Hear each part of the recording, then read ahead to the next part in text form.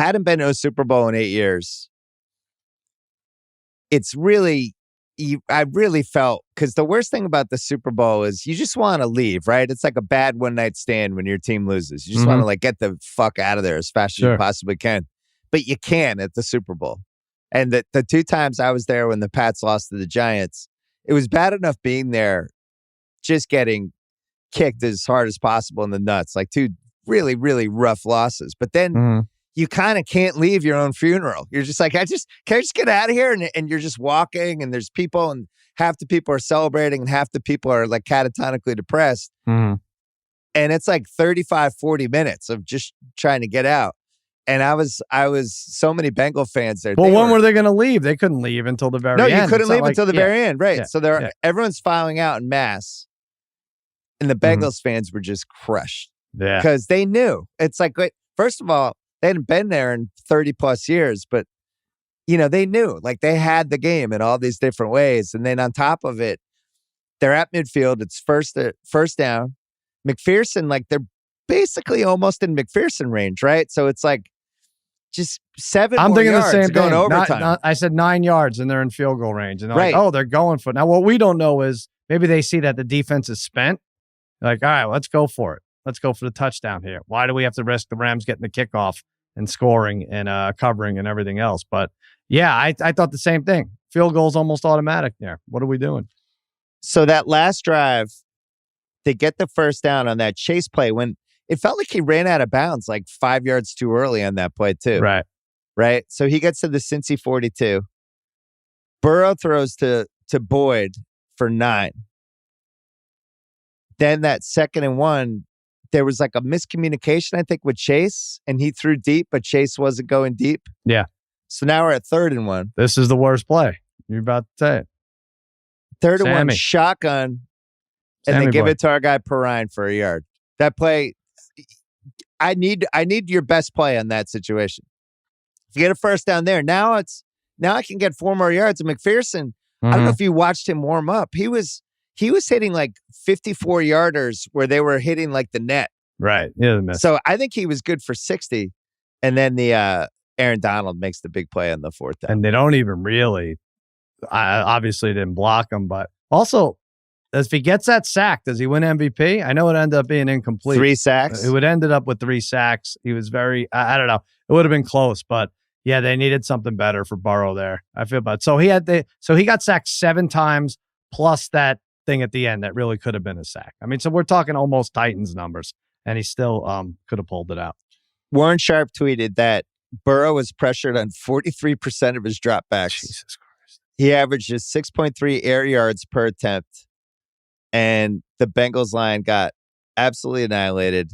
They, I think they set the record for Burrow had 19 sacks in the postseason, which was 7 more than the previous record holder. Unbelievable. So if you're going to say, like, why didn't this team win the Super Bowl? You would start with, like, they couldn't block. And they you probably saw in the shouldn't have beaten post-game press Tennessee. conference, and at post-gamer, he said, I wish we had drafted Penny Sewell over Jamar Chase. I thought that was controversial to say. But. Meanwhile, you have the Rams. The Rams average 1.9 yards per rush. ESPN Stats and Info said it's the 5th team to average fewer than 2 yards per rush in the Super Bowl, but the only team that won. Wow. Which brings us back to the initial question we were batting around. This just wasn't a great Super Bowl, and I'm not even sure these were the 2 best teams. I really wonder if, like, Bills Chiefs was kind of in a lot of ways, the Super Bowl. Well, what do you got to...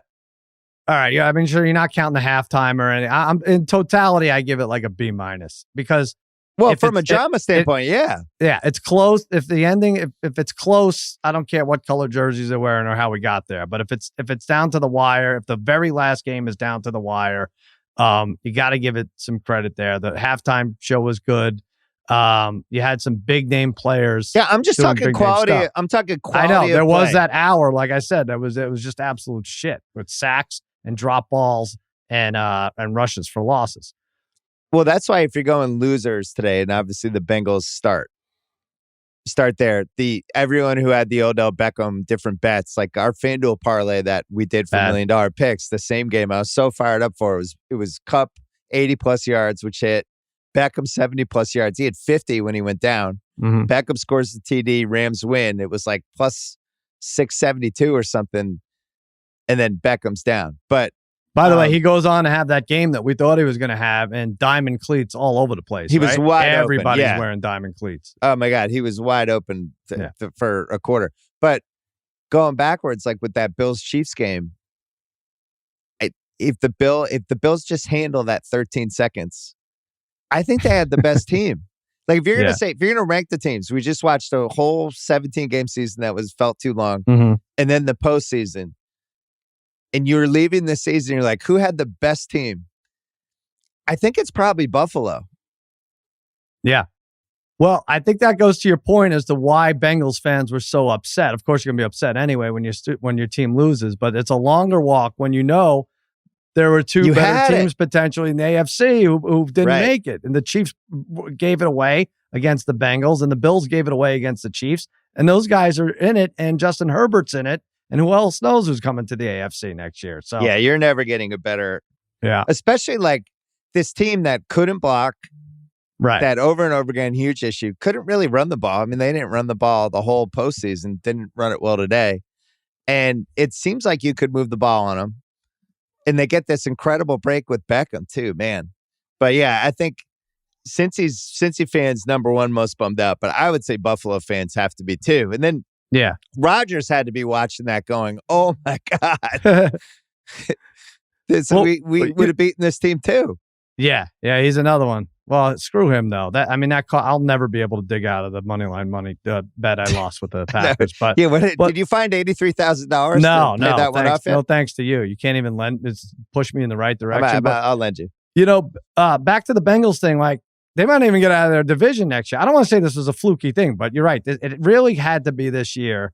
I'm not counting Burrow out by any means. They're going to be strong, but right now on FanDuel, they and the Ravens are the same number to 21-1 to win the Super Bowl next year. So they might not even be the best in their division. They're not thought of as the best. I don't know. Their over-under is probably like 9.5 wins. It can't be 11. It's not going to be 11 or 11.5 like the Bills and Chiefs. Well, they have the receivers and the QB, and the skill position guys are there, and I think it's easy for them to add around the fringes. It's going to be a little easier for them than some other teams. The Rams, I think we're even more of a it has to be this year team just because the way they're constructed. Who knows? They went all in so many different ways. I don't know how sustainable that is. Felt maybe one more year after this. No, I get it. Conference. I mean, even if Russell Wilson goes, not that they were that great anyway, Seattle, but Kyler Murray goes. That division, who knows with San Francisco, that could be one of the easier divisions all of a sudden. Yeah, with the rant, there's McVay rumors too. Yeah, what did he say? He's getting married. He might take off. Sean McVay, come to the Ringer. We got you. Make $15 million a year doing TV and then do a pod with Schrager. We're good. Just come on over. You have a home here. You already did 10 episodes. But with the Rams, I feel the same way. Like this was a great window where you had all these monster teams that were just gone for whatever reason, right? Your team's going to be better next year. What if Brady's on the Niners next year instead of Jimmy G? Right. What if I don't know, what if Pittsburgh gets an awesome QB? What if Russell Wilson or Kyler Murray, one of these guys gets traded to a team that's already good? There's too many quarterbacks on the move. There's only 12 quarterbacks that are set, really, and it doesn't look good for the AFC or, it looks good that how strong they're going to be, but I wouldn't want to be there. You know what was a sneaky moment from this game? And I think I had a better feel for it being there than I would have on TV. When Burrow got sacked, it was like either late third quarter or early fourth quarter. He got sacked and they kind of got pretzeled a little bit. Remember the Bengals got the unnecessary roughness right after. And he limped off. And I had really good seats. We were sitting right behind the Bengals sideline. Well, you're going to Francesa us now? I'm not. I didn't mean to Francesa. I'm just saying great seats, Doug. But I saw Clemens pitch 4 feet away. I'm not talking. All right, good.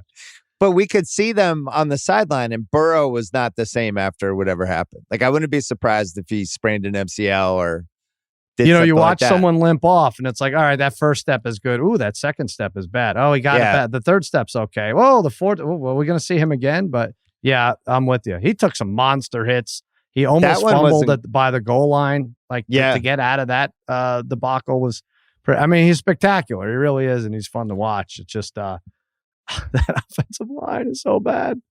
Well, after he got hurt, the next series, and the people I was sitting with in the row, and I was like, I bet they run the ball because I don't think he's right. And they ran the ball with Mixon 4 straight times. He did okay to start the next drive. And he had an 11-yard run. And, yeah, they moved it, but I don't think Burrow is the same after that. So I would watch that one. He threw that incomplete ball to Chase, right? It was 3rd and 12, 3rd and 10 or something, and it just short hopped him. But I was like, ooh, that's actually his fault. You don't see that much. The shocking coaching mistakes in this game, and I'm sure they're going to be broken down in detail by somebody tomorrow, but just basic situational football stuff that we were texting about, the 5 minutes left in the first half, the Rams get the ball. They're up 3, and the Bengals are getting the ball to start the third quarter.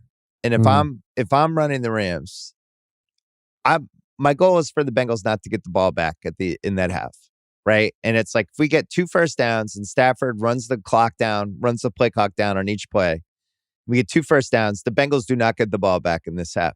Stafford's going up there and they're snapping the ball with 25 seconds left. And then they had that play right before the 2-minute warning. They didn't have to snap it. They didn't have to snap it, and he snaps it anyway when they should have waited until after the 2-minute. Mm-hmm. And it was there was 15 moments like that where it was basic, shit you see Jacksonville do in week 6. And it's this is the fucking Super Bowl. It didn't hurt him, but Zach Taylor calling a timeout with 37 seconds. Oh, that was the ensuing drive. Yeah, that was terrible. The Bengals get the ball back. They get a penalty. Yeah. They're on the 8. And it's what was it, 2nd or 3rd down? And Zach Taylor calls a timeout, 40 seconds left. On 2nd down. It's you lost this drive. The referees pushed you back because of the, whatever. And this is it. The drive's over. Don't take it. And then the Rams have the ball at midfield, and now it's 4th and 1. There's 12 seconds left. Run a play. You're going to be able... I was all right with that. Yeah. I don't know. No, but if you run a play, the play takes 6 seconds. Bengals get the ball and their own 49 with 6 seconds. You got a great kicker, though, if you can get a 6-yard pass in 2 seconds. But I know what you're saying. Do something. Or run a play that takes 8 seconds. Do you think he could have made it from 67? No. I just found myself disagreeing a lot with the strategy. Well, the coaching doesn't get better as the calendar turns from December to January to February. That's for damn sure.